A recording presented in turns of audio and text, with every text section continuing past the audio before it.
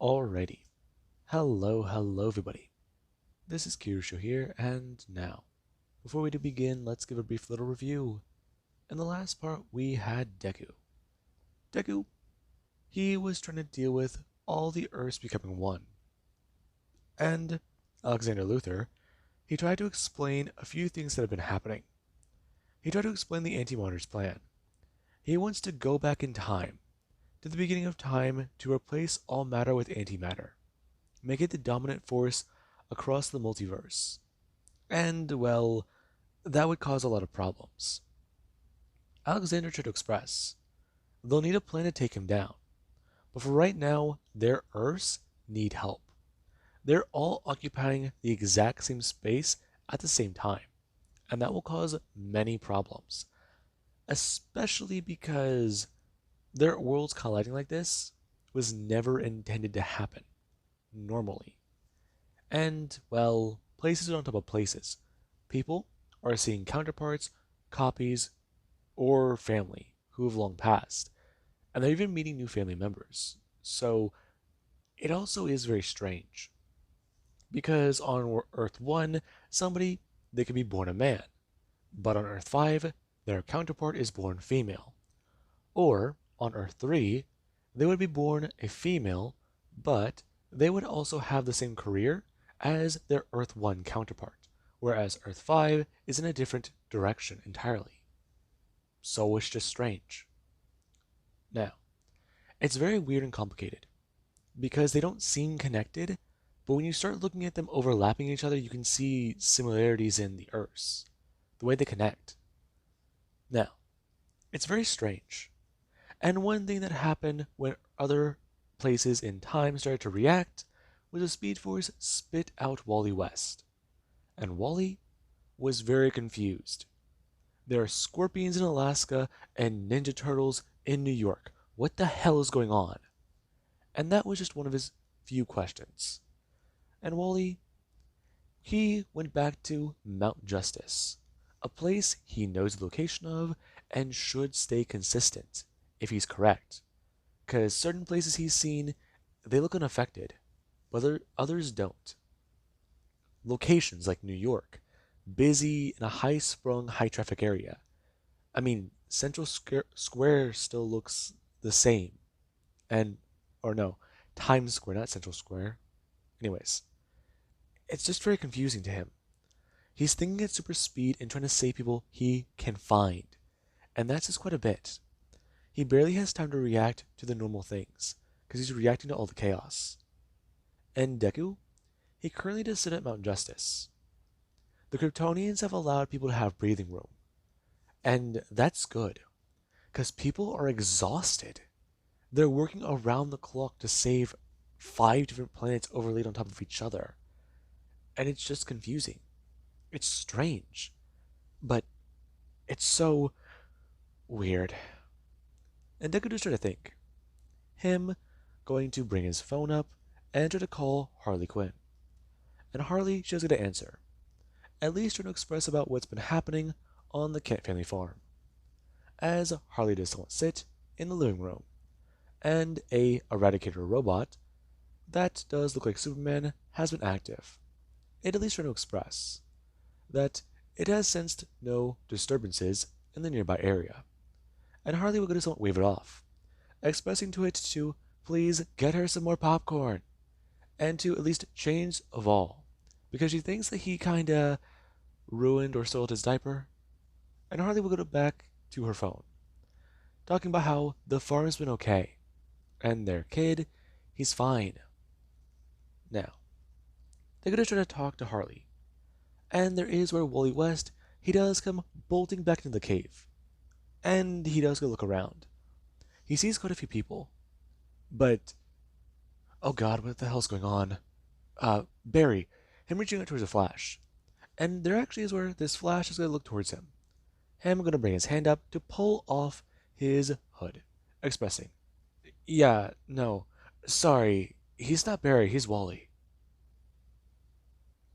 Uh, you're me. Uh, you're Wally West. Yeah?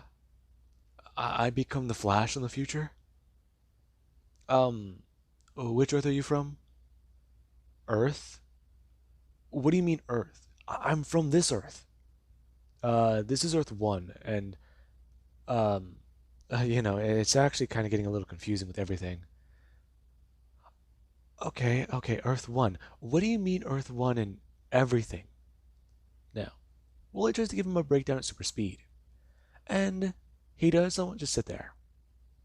Why is he smart in the future? Did he really become smart in the future? Oh god. He's gonna have to go back in time and learn math. No. Wally a bit confused. And there actually is where he starts to hear about the entire situation. And he does hear a name be thrown out. He hears the name Duville, where a flash brought up about how some guy was affected by a red rock. And Deku? He actually could at least hear a Wally West say that word. He heard him say red kryptonite. And Deku, he looked up and immediately saw the two Wallys. Him looking at the younger version. And Wally, he actually doesn't still stand there. Him trying to ask questions. And Deku does hear them. He's confused. He doesn't know what's going on. Deku gonna stand up. And gonna walk over.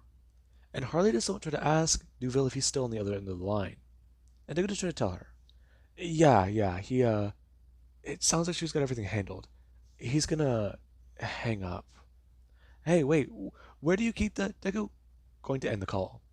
And go to at least walk over.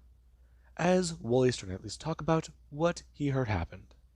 And Deku just comes walking up. Hey. As Wally is gonna look up. Oh, hey. I'm just talking to, this kid. Or me? I'm just talking to myself? That's gonna get confusing real fast.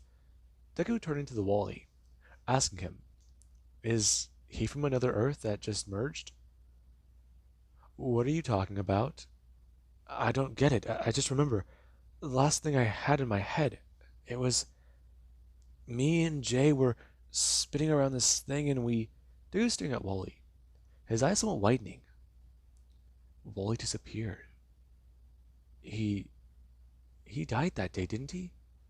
The energy was too much and it made him the frequencies.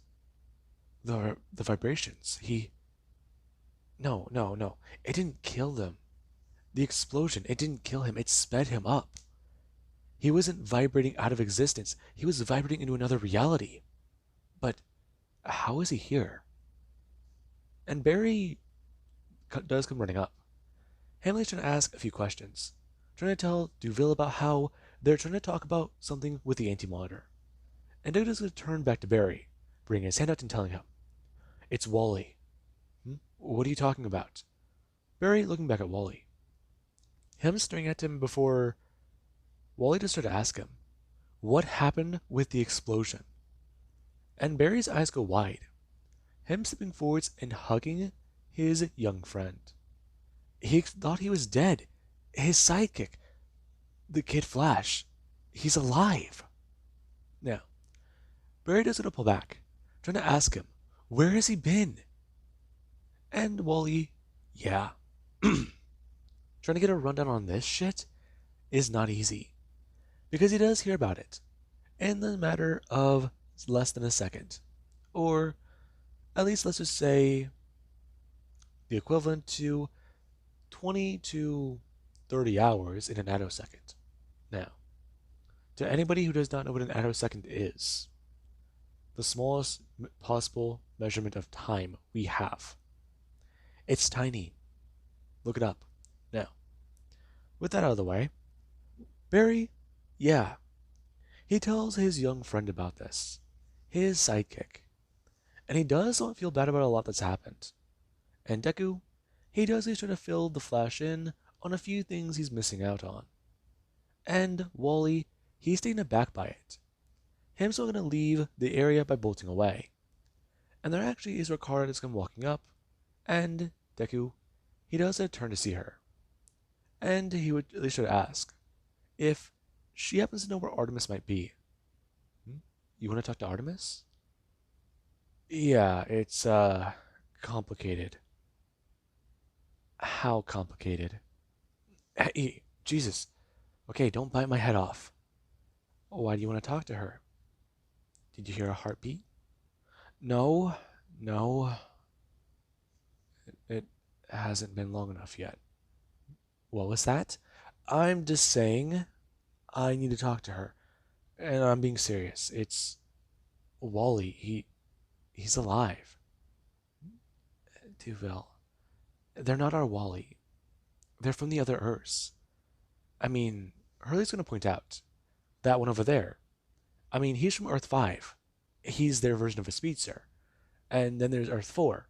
And then there's Earth 3 over there. But if Earth 3 is over there, then how is the Earth 2 one over there while the Earth 2 one is over there? Wally's alive? Kara a bit more surprised. And Deku just tried to tell her. That's what he was talking about. Kara turning to look directly at him and telling him, he he's just he's supposed to be, yeah, hasn't aged a day. I noticed that he still looks 16, 17. Oh my god, I forgot when his birthday was. Yeah, I think he's. What day is it? I actually don't know. That's bad. Yeah, I think it's bad. Now, right now, Alexander just tried to talk to a few people. Him sending out the message through the watchtower about what they all need to do. And Lex, he does get a few things set up. They're going to be going to the antimatter universe. And Lex wants them all to be ready. He needs anybody who can blast or throw around power. This is a full on assault. The Kryptonians will be left behind to handle the Earth. And they will be working together in shifts. So that does mean that they will have a constant supply of safety around Earth. Their safety net is the Kryptonian population here. And that does say quite a bit. So that means all the Earth's heroes are going out there and they are going to save the goddamn multiverse. Now, right now, there is where they do head into the antimatter universe. And they go to try and find the Monitor, as he has taken on the name. With the Monitor dead, he does remain, and his plans are to wipe out positive matter and make antimatter the dominant force in all of creation. And the Anti-Monitor, yeah, he's a bit more intrigued when the Earth's heroes, they come to him. And Deku, oh boy, there are a few things he wants to test out. He brought his old rings, Rage and Will. Rage or Will, or Will and Rage. Deku had the ideas. The green one he's willing to put on right now, but then he also does have the God of War's helmet and then this magic sword that also turns into armor. Yeah, he just has a lot. And he's still thinking about how he got said magic sword, magic helmet, and, well, how Endgame activated. That being one of Deku's worries. Amanda Waller, practically his mother, practically someone he cared for. And Department K, what they did. What they did was quite simple. A dark deal. They wanted something that can save creation. They got it. They made a deal. Souls for power. And all of Department K, they knew the risk. They knew the sacrifices. I mean, it was written in the contract. And they had to be totally loyal. They had to follow their orders. And their last order was to save the multiverse. Give up their life and shake the hand of the devil. At least That's what Amanda told them. Now, Amanda Waller, she herself bound herself to this contract. If it meant saving her daughter's life and the life of her son, she'll do it. If it means being remembered as somebody who could have fucked over a demon by letting them get stuck on this plane wasn't enough, the demon had to make the deal. It was either be bound to this plane for all of eternity, which wouldn't be really fucking long anymore, or make the deal and go away, retreat back into a safer dimension. And the demon, they made that deal. And Amanda, she had to make one last phone call before she drank something even more special. Something that has had, well, let's just say a bit more of a lethal effect on people. Now, Amanda, she left a voicemail to her daughter, and she even left a voicemail to Duville before she went to go bring up a glass of kryptonian wine. She always thought about what this might have tasted like. She got her hands on some of that little herb, and they grew it. But it turned out to be something very... Her going to knock it back, and going to taste it. The incredible flavor, the richness of it, the way it tastes.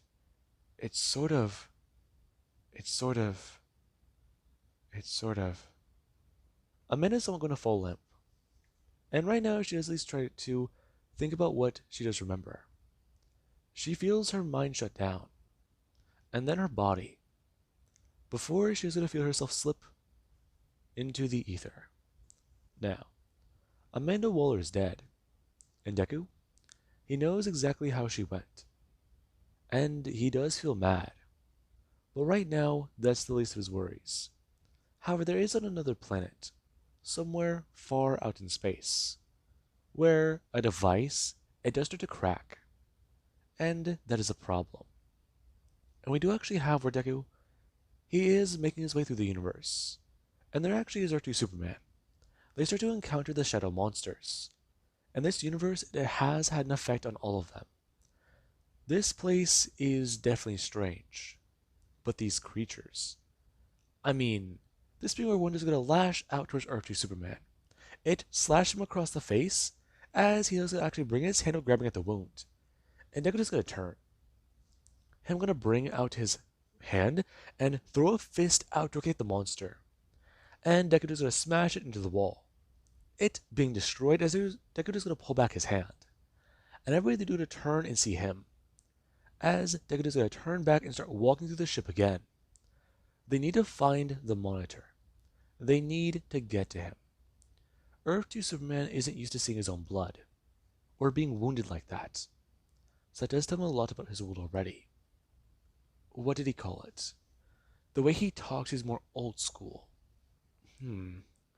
If he's right, there's a term for what that guy would be. But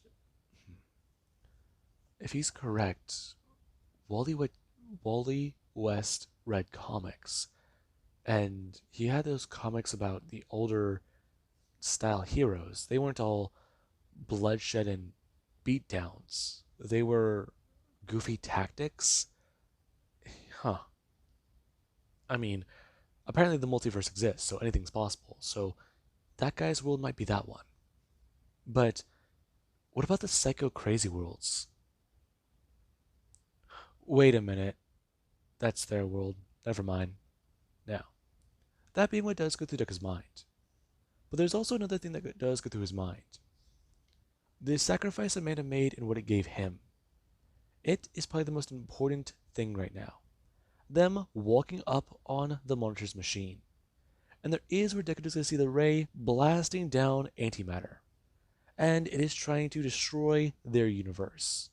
However, it has had no effects on getting through their barriers.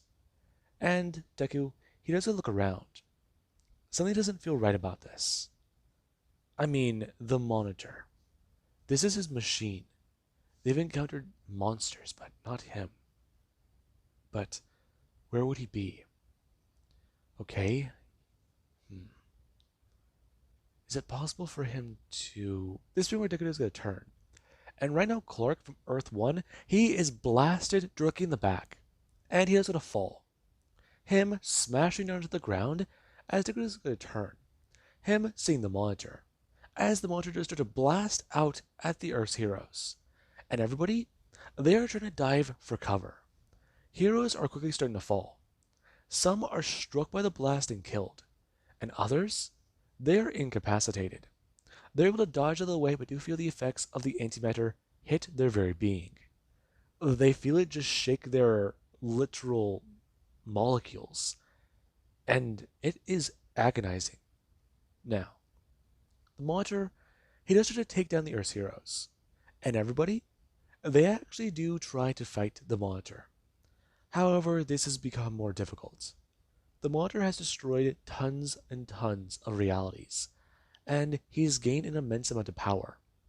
His blasts are incredibly strong, and yet they can barely hold them back. This being where Deku he does going to fly in, and the Monitor does going to reach out and grab up towards him. Him expressing about how he's so happy Duville, he's finally made his appearance here. What are you talking about? Deku going to throw up his leg, and the Monitor is going to block the blow as it does going to dent his armor. Him going to turn and look at that, not liking that effect. Him expressing, he's very disappointed. He's not wearing his uniform.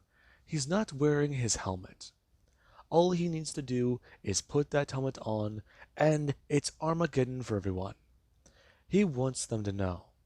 He wants him to get mad. He wants him to do something. He wants him to go over the edge and give him power. Will he not empower his great machine? And Deku just stared at the Monitor. As Clark, he has come flying in. Earth 2 Superman trying to blast out and attack the Monitor. Him knocking him out of Deku's grasp. Or Deku out of his grasp. Now, the Monitor does going to actually blast out at Earth 2 Superman. And Superman he is sent getting knocked backwards since the attack was very powerful. And there is actually Kara, who is going to rush and throw out both fists as hard as she can. And the Monitor, his shell does start to crack. His armor being struck by the immense force as Deku does come in. Him smashing his fist across the side of the Monitor's face as the Monitor, he does so going to reeling backwards more. And there is going to turn and look directly at Deku. Him going to bring his hand up and blast at him. And Deku is going to bring his hands up. Him going to block the blow as whenever he does so, he does go to get sent flying backwards because of the immense amount of power. And he does go smashing onto the ground. Him actually a bit more injured than he thought, as there is where he does get back up. Him going to do so as his arms shake, and there is where he does get sit up and see the blood all around him, before looking at the front of both of his arms. And there is where he does get to see Kara. He hears the blast, but then he doesn't hear something else.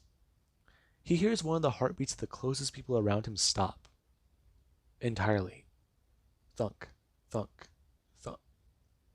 Right there. That was the last pattern he heard. And he looked up to see it. He looked up to see Kara Zor-El. And the Anti-Monitor, he sat there. Deku could see it in super speed. He couldn't even stop it. He already fired the blast. And the hole, he could already see it in her chest. It's so lethal. No. Kara. Now, the Monitor, yeah. Deku, he does look directly towards him, as Kara Zor-El does go falling backwards and falling. Deku going to step forwards as he does going to rush towards the Monitor. And there is with the Monitor, he does a turn to try and flee. The Kryptonians have damaged his outer shell. If he does not retreat now, this place may very well be destroyed. And this universe, it cannot be destroyed. If it is destroyed, his plans, they will fall apart. And his plans, they fall, boom, flat. Now, Superman, yeah. Right now a lot is happening. And there is where he does see Deku. The next time he does try to get back up. And a lot of heroes, they see Duville. And there's even Wally. Wally came here from the past. Maybe he can prevent this. Him seeing Duville, holding the dead body of his wife. And Deku's just sitting there crying. He doesn't know what to do. And Kara, she can come back from this, right? She she's a kryptonian. They they come back from lethal shit all the time. They they gotta get her somewhere safe. Get her somewhere now. Deku gonna turn. And there is where he does at least try and leave this place. And Kal-El, he does actually bring out his cape. Him handing it over to Deku to wrap Kara up in. She needs to be buried properly. And Deku, he does stare at Clark before he is going to fly away. And Deku, he has a lot to do. He has a lot to say. Kal-El, Kara Zor-El of Krypton is dead. His Kara. And Deku, he's not too sure what to say, as he currently does not sit out in the Arctic. He sits out there and in the cold. Him blasting away at the ice caps. He can see anything. He can see everything. He could have stopped it. Him looking down at his bandaged arms. He could have saved her. He could have helped. And he can't help but just get mad. This being where you cut back to space, as we do actually have the Red Lantern power battery, which it does start to have itself crack a lot more, before power just start to leak from one side of it. And right now Atrocitus, he has to turn his head and see that. Rage. Something is happening with rage. He feels it shifting. The very essence of the power battery. Something is. This being with the Red Lantern power battery, it explodes. And there is where the creature that lived within, it starts to fly towards Earth. It has a destination. And Deku, we do actually cut to his bedroom. With a Red Lantern ring, it does start to throw itself and thrash itself around in a lead box. Before, it does go to burst itself out and fly directly through a window. And Harley Quinn, she heard some glass shatter. And she immediately screamed for one of her kids or one of the other super kids that are on the farm. And she even tried to at least ask the Eradicator what the hell was going on. And the Eradicator, he's not too sure. Because there are currently 3 objects flying to the north. And if he's correct, there's also... This is odd. What is it? My sensors detect that Las Vegas has just appeared in Metropolis?